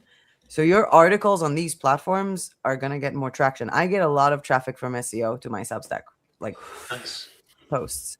So I think and again, but this is not, 10 best gifts for Christmas or gifts. This is not these kinds of posts.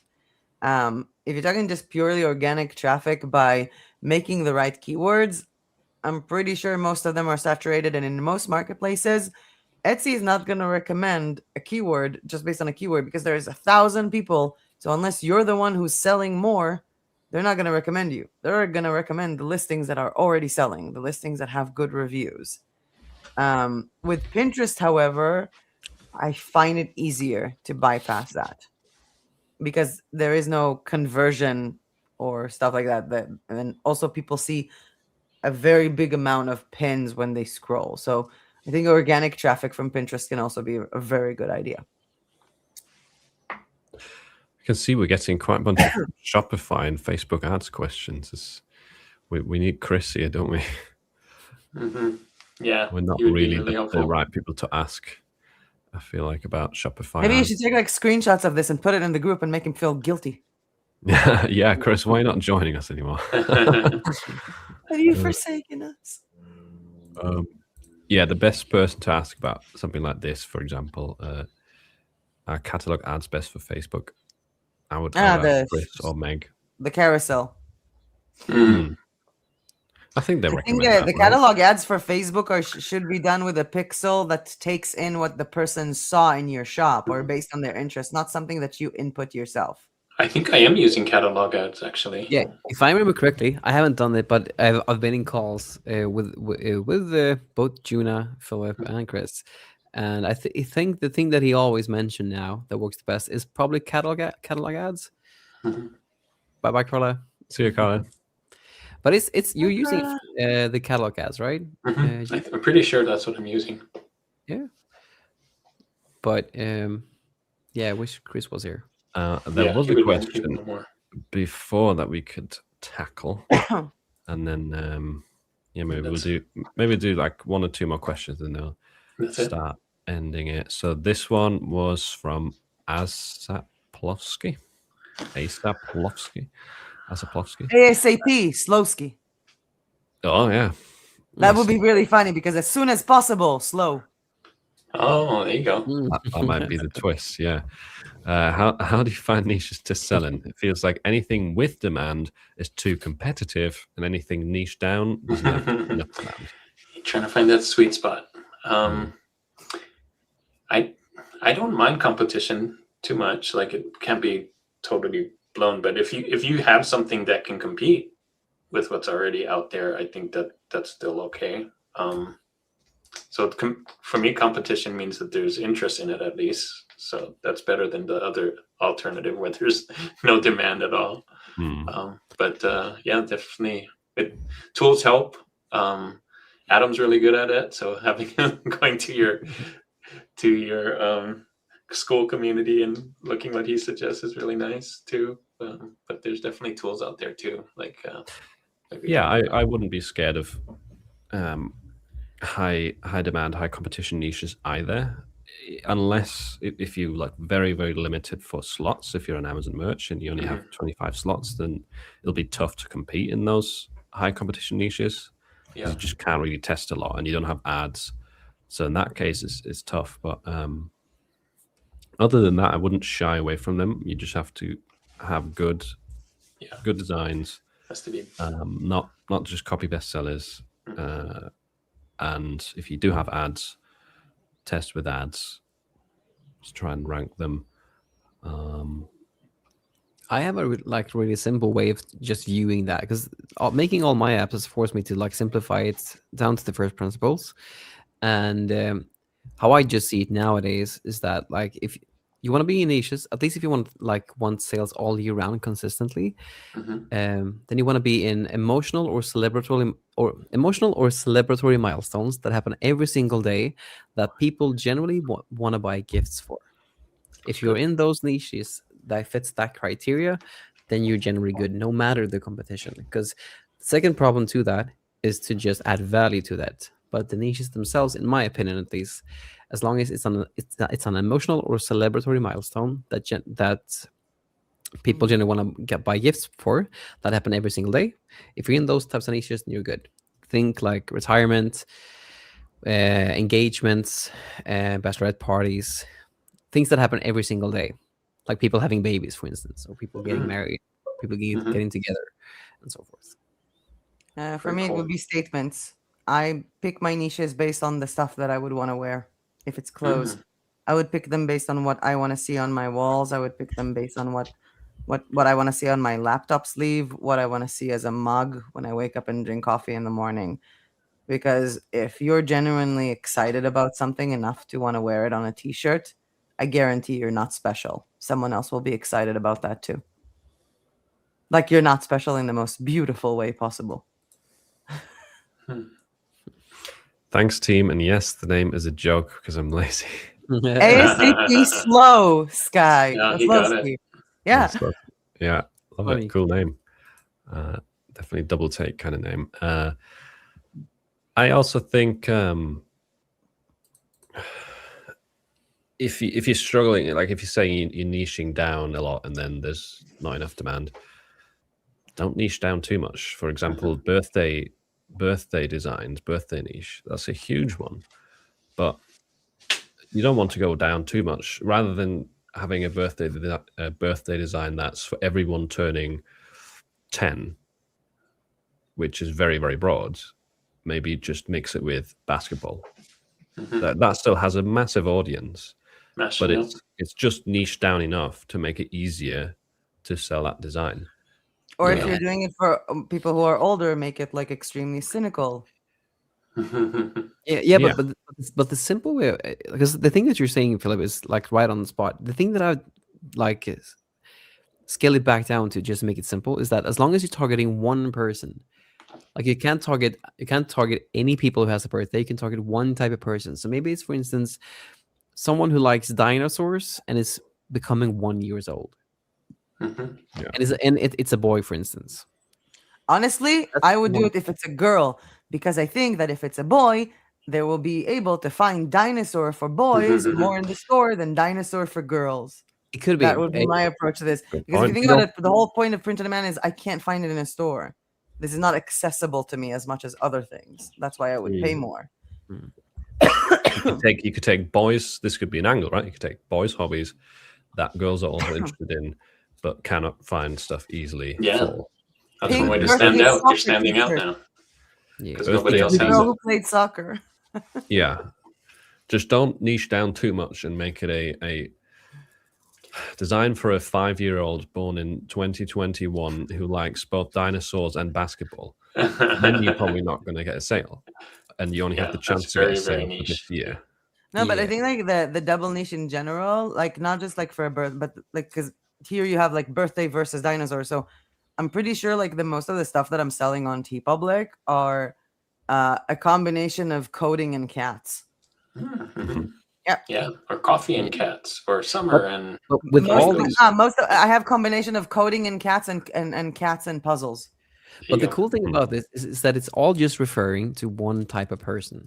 It's not like you have, for instance, like a like I love cats myself, and like if like I do POD, I do music. So if there was, for instance, like a cat playing guitar, for instance, with some type of reference to, I don't know, coding or something, that could be cool, or just a cat. I think a cat playing guitar is even big on Amazon, right? I don't have a cat I've playing seen it. guitar, but if you want to have a lot of cows playing guitar, I have cows Yeah, playing yeah. saxophone. But the Yeah. key thing is just you can only target one person. You can't or one event or one milestone. You can't target any more than that, because if you do, you're not really targeting anyone.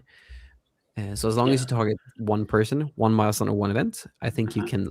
That solves the problem really. It also Yeah, really and- goes well with the tarot niche, like tarot cards that is actually a cat, but is actually a pumpkin, but is actually Wow. I sold a bunch of like cow tarot cards, or a Cool. tarot card that's like the coffee, the Yeah. iced coffee, the pizza, the avocado. Yeah, they sell. I don't know who wants to walk around the street. with a Collection. You t-shirt. got a collection now. Yeah, but many. But I don't know who want to walk down the street with a T-shirt that has a tarot card on it that says the avocado toast. But fine. I think like avocado toast is right up there with almost up there as ramen noodles, because I did sell also tarot cards that says Oh yeah, the ramen it's huge. soup. The ramen soup as a tarot card. Yep. Mhm. There's a cat design that's insanely popular with a Japanese type of style, with a cat eating ramen. It's insanely popular. Yep. I have that one on one of the tarot cards. Yeah. Yeah. I have a corgi eating ramen right there. We know. Ah, the logo is. Yeah, I remember it. The Famous. logo is. I miss your corgis. Yeah. Yeah. And Did you know we're all going to meet? We're all going to meet the new Dachshund Wiener dog puppy in our son. Oh, that's right. Yeah. Really? That's Megan and Chris have a puppy, and they can't just leave him alone in the house, so he'll be with us a lot. Wow. Aw. Mascot. Yeah, BOD mascot. I should bring Milo. Yeah, they would have fun. He wouldn't have fun in the plane, I guess. But No. Oh no, he would probably not. he would hate Unless the he's plane, an emotional support animal, he's not going to enjoy that ride. he didn't like driving in a car for like 3-4 years, so he only just Oh, got then him he used would- to that. So we'll. I not hope you say mean he go- doesn't like being a passenger in a car, not driving a car. Driving, definitely driving. Yeah, you let him drive. I don't know. I didn't know that it was legal in. He just steers. He steers. There's a special rule here in our county. Can you imagine an image like a scenery where you see a car driving by, but there's almost no one driving it, but you can see the wheel turning, and then if you look down, you see a wiener dog like, hello. Actually, it happens. It happens in Bansko a lot because there's a lot of British people here with British cars. So Uh-huh. at first glance, it's like, who's driving this car? Oh, the wheel is on the Nah. other side. That's funny. Funny you say that, because a couple of years ago when I did a road trip to Germany in my British car, my brother just like he was sat in the driver's seat position for Germany. Mhm. And he would just like hang his legs and arms out the window, and the oncoming cars would be like, huh? Like, how's he driving? Yeah, It's funny. I feel like a lot of these jokes, like, you know, your dog is driving. It's like some of these things are reasons why they have like weird laws in the United States. Like, you're not allowed to put a crocodile in your bathtub, or you're not allowed to ride your horse faster than a police car. It's like someone did those things to have that be a law. So maybe, you know, in the future, we're going to have it like in the UK or in Germany, like you're not allowed to have your dog drive your car. Because unless someone does it, I don't think they have a law on it yet. That's funny. I thought the rubber band ball was the mascot. Yeah. you bring that Where's the rubber band ball? I see Back it there. back there, In a right? while. Right there. Yeah. Are you still Still growing there. it? I haven't fed it in a while. Fed it. It's like your Tamagotchi. Yeah. Love it. Let's final question. Last This one. we can answer. Yassier asks, what's the #1 best upscaler tool for detailed high quality graphic designs for each one of you? Oh, interesting. We did a video for this, Philip. Philip. We did a video, right? We did, yeah. The prompties. The prompties. Yeah, if you haven't seen that was a cool idea from Juna. The Oscars for Beauty. Yeah. And this for was AI one of the tools. categories. One of the categories was best AI for upscaling. Okay. What's your favorite, Andreas? I've done a lot of research on it because I have an upscaler in my own tool now. So There you go. That's the best one right there. Yeah, in my opinion, it is because I don't even know what it's called anymore because it has this weird API name. Because I tried to do it like in the browser, but it doesn't do enough. It just goes from like 1,000 to like 2,000 for free.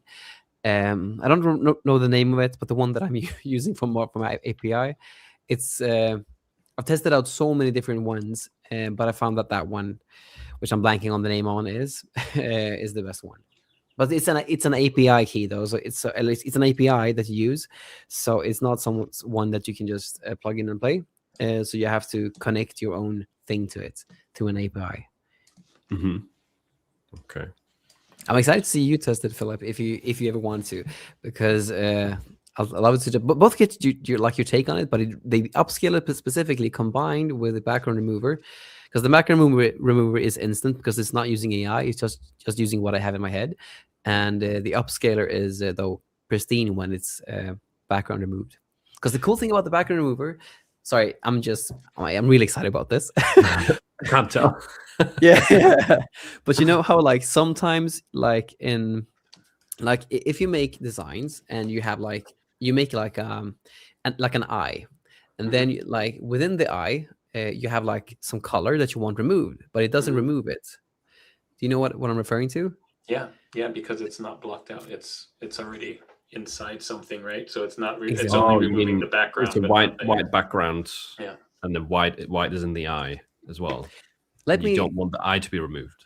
I can show you if you want to on in the app, but it does this automatically. So like if there's anything within the app, within the design that you actually want removed, instead of like using a magic wand, you can use a magic wand within this one too, but a much simpler one within my own app. But basically, it takes away all those things that you find a nuisance basically of. So if there's something within like a block here and that you actually want removed, but it didn't do that well, it just takes away that too. Plus, if you have a if you have this really, really complex designs that you really want to, and you actually know a bit about like design and stuff like that, which all of us do here, there's a complex background remover, which uses halftone. Let me just see what the names are because I blank on the names.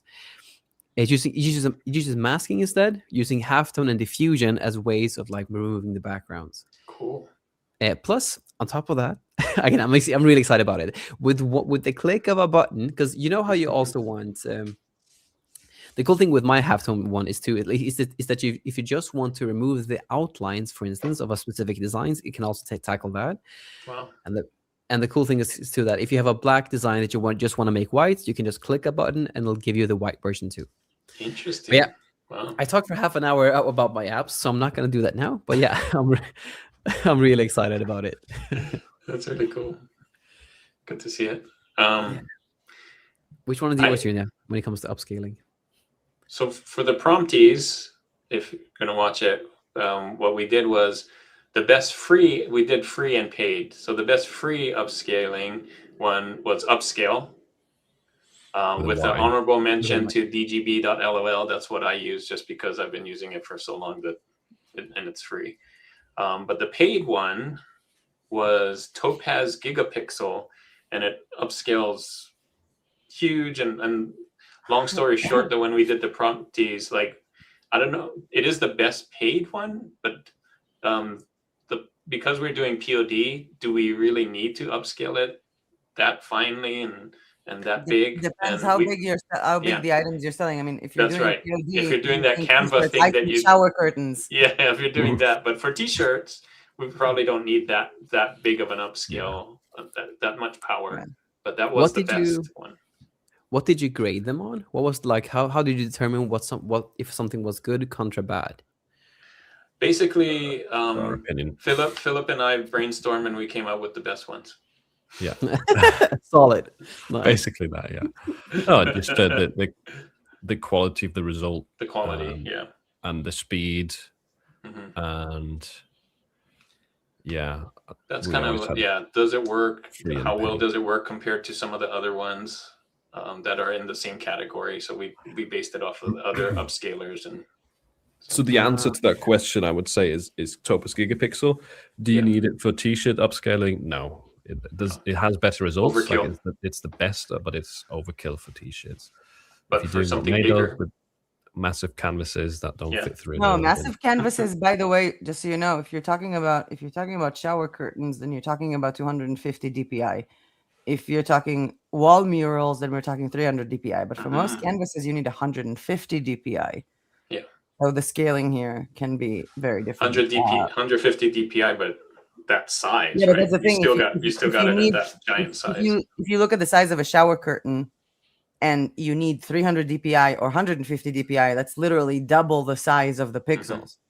Yeah, so, I do think the key thing with any upscaler, though, since I made my own now, is compression, because you get a 20 to 30 megabyte file, and then you need to compress it while still maintaining all the pixel value without the compressor like making it look.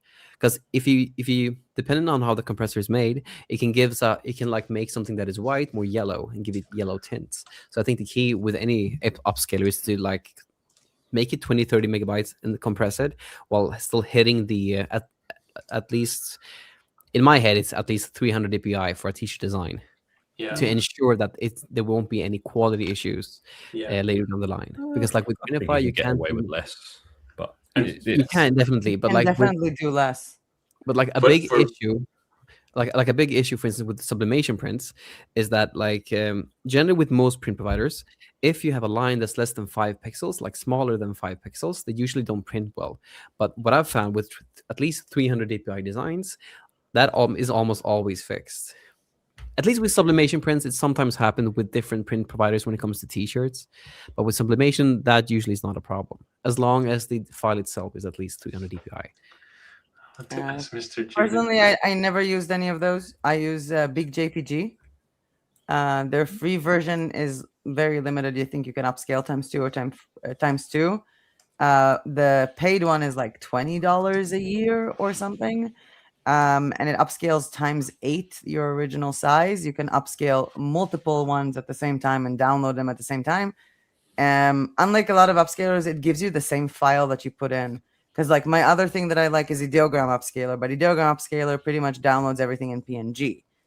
And that's where you get a size like a file that weighs a lot more than if the file was JPEG. So with Big JPG, the file you upload is the file you download. If you upload JPEG, then it downloads with JPEG. And they do have like a selection, like, are you trying to upscale a photo or an artwork? So it's pretty basic, but upscaling like multiple designs, because I've done it when I had to do like a series of stuff. So I just put like 65 things and just upscale all of them in the same exact method or Wait, way. so you upscale to JPEG?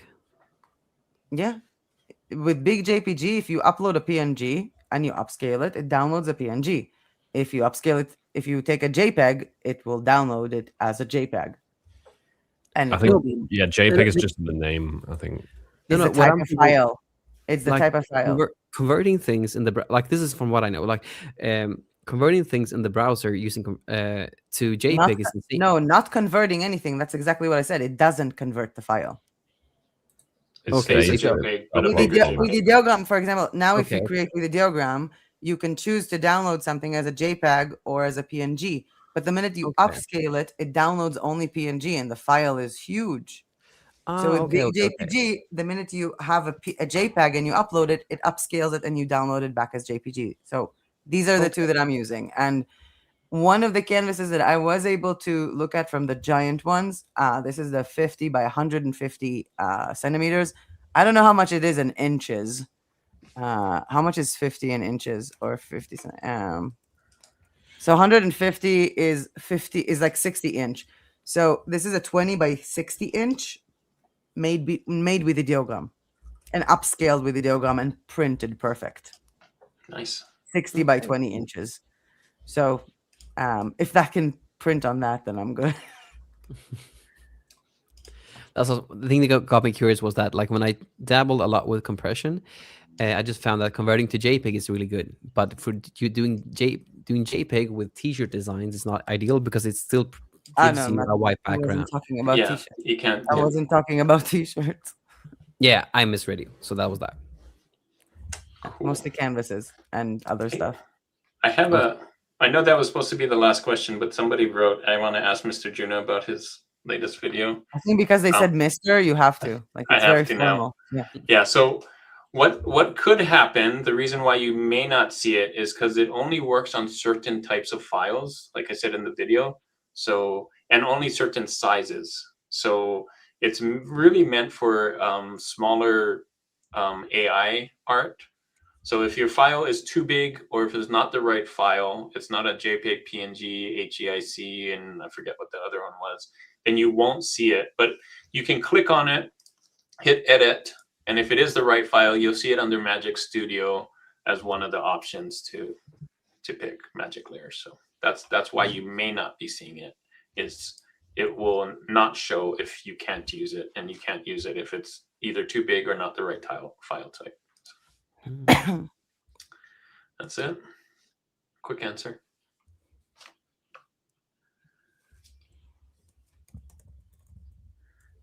Yeah, try dragging in something that you created in ideogram or something like that and drag it in, and then you probably will see it.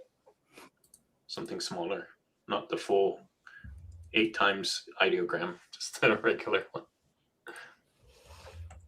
Okay, that's it for the questions. We actually went through everything. Value. Except for some of the Shopify questions, maybe. But yeah, thanks to everyone who joined in. Yeah, thanks for putting this together. Yeah. Looking forward to Austin. Yeah. Enjoy, boys. And I will send you a list of places to eat, Andres. You want that list too, Philip? Oh yeah, definitely. Maybe I'll just put it in the WhatsApp. Especially if we're going to have 8 meals per day. Top 10 places to eat near Austin. Do it, and the best thing would like I'd love that because we're gonna be there from Monday and for a week, and then we're gonna go out to dinner, me and Philip and Linnea, on Wednesday. Fun. Before and Wednesday. yeah, nice. when Philip will arrive. So Nice. if there's any like close ones, because you said that there were some close ones to the hotel too, right? Yeah, because I think Philip said there was a Mexican one, right, nearby. Oh yeah, you said that. Yeah, because we could try that when you arrive if you want to. We could, yeah. I love Mexican. I'll ask Meg for the link to that one. Yeah, awesome. We need to see pictures and ratings of what you ate. Hell yes. We'll start a food channel when we're there. Yeah, we'll bring all this camera equipment just to film food videos. So yeah, it'll kind of be a in-person POD council next month with everyone who's there. That's true. That's true. Yeah. It's like 10, 15 people. How many people Mhm. coming? It's quite a lot. So yeah, this was fun. Awesome. Always fun. We'll see you back sometime. Maybe we'll even go live in Austin. Who knows? We'll see. Ooh, okay. Fun. That'd be fun. Because you can do that with the DJIs as well. Apparently, you can connect it to YouTube and then go live straight from the. Wow. Oh, that's true. Yeah, I even like I didn't try the live stream, like the live function, but the cool thing is that you can like lock two people too. So Yeah, you can like play around with it and like move Yeah. and move video. it's really Very awesome. Welcome to the world of DJI. Fun stuff. Thank you. All right. I'll probably get it next year when you guys all have already done it and mastered it, and then I'll Tested it. jump on. Thanks for watching, everyone. We'll see you next.